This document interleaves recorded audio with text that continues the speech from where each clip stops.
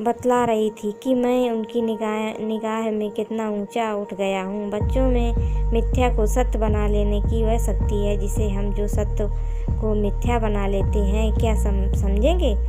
उन बेचारों को मुझसे इतनी स्पर्धा हो रही थी मानो कह रहे थे तुम भगवान हो भाई, जाओ, हमें तो इसी उजड़ ग्राम में जीना भी है और मरना भी।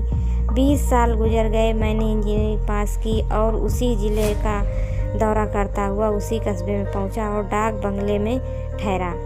उस स्थान को देखते ही इतनी मधुर बाल स्मृतियां हृदय में जाग उठी कि मैंने छड़ी उठाई और कस्बे को सैर करने का निकला। आंखें किसी प्यासे पथिक की भांति बचपन के उन क्रीड़ा स्थलों को देखने के लिए व्याकुल हो रही थी, पर उस परिचित नाम के सिवा वहाँ और कुछ परिचित न था। जहाँ खंडहर था वहाँ पक्के मकान खड़े थे, जहाँ बरगद था, पुराना पेड़ था, वहाँ अब एक सुंदर बगीचा था। स्थान को काया पलट हो गई। अगर उसके नाम और स्थिति का ज्ञान न होता तो मैं इसे पहचान भी न सकता। बचपन को संचित और अमर स्मृतियाँ बाएं खोले अपने उन पुराने मित्रों से गले मिलने को अधीर हो रही थी, मगर वह दुनिया बदल गई थी। ऐसा जी होता था कि उस धरती से लिपट कर रोऊं और कहूँ तुम मुझे भूल गई। मैं तो अब भी तुम्हारा वही रूप देखना चाहता हूँ। सहसा एक खुली हुई जगह में मैंने 2-3 लड़कों को गुल्ली डंडा खेलते देखा। एक क्षण के लिए मैं अपने को बिल्कुल भूल गया कि मैं एक ऊंचा अफसर हूँ। साहिबी ठाठ में रोब और अधिकार के आवरण में जाकर एक लड़के से पूछा, क्यों बेटे, यहाँ कोई गया नाम का आदमी रहता है? एक लड़के ने गुल्ली डंडा समेट कर सहमे हुए स्वर में कहा, कौन गया?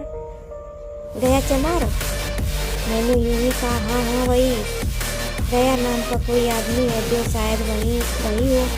हाँ है तो जरा उसे बुला सकते हो? लड़का दौड़ा हुआ गया और एक क्षण में एक 5 हाथ के काले देव को साथ लिए आता दिखाई दिया। मैं दूर ही से पहचान लिया उसकी और लपकना चाहता था कि उसके गले लिपट जाऊं, पर कुछ सोच कर रह गया।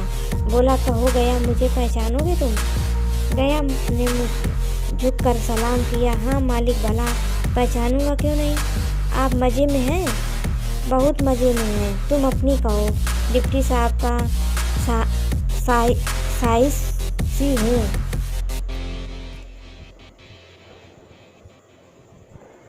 मतई, मोहन, दुर्गा यह सब कहाँ है? कुछ खबर है? मतई तो मर गया, दुर्गा और मोहन दोनों डाकिये हो गए हैं। मैं तो जिले का इंजीनियर हूँ।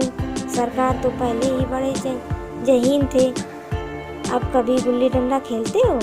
गया ने मेरी ओर प्रश्न की आंखों से देखा। अब गुल्ली डंडा क्यों खेलूंगा सरकार, अब तो पेट के धंधे से छुट्टी नहीं मिलती।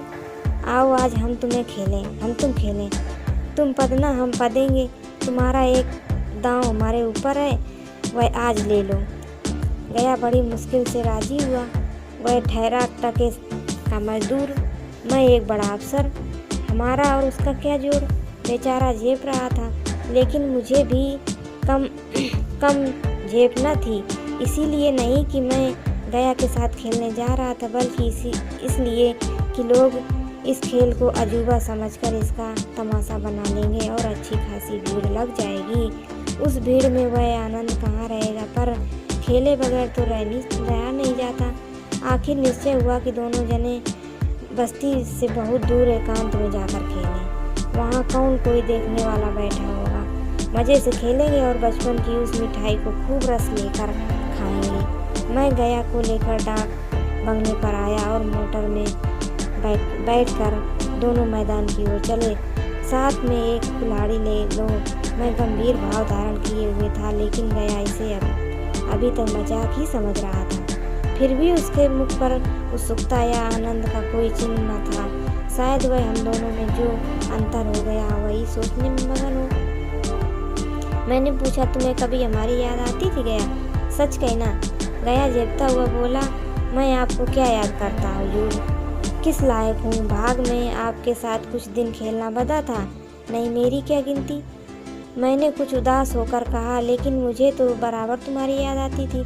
तुम्हारा वह डंडा जो तुमने तान कर जमाया था, याद है ना? गया ने पछताते हुए कहा, वह लड़कपन था सरकार, उसकी याद न दिलाएं।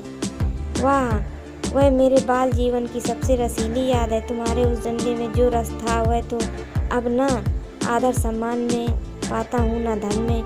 कुछ ऐसी मिठास थी उसमें कि आज तक उससे मन मीठा होता रहता है।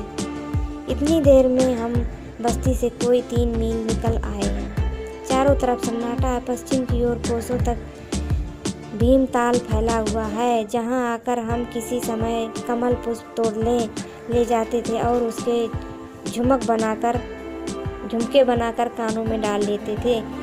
जेठ की संध्या केसर में डूबी चली आ रही है। मैं लपक कर एक पेड़ पर चढ़ गया और एक टहनी काट ली।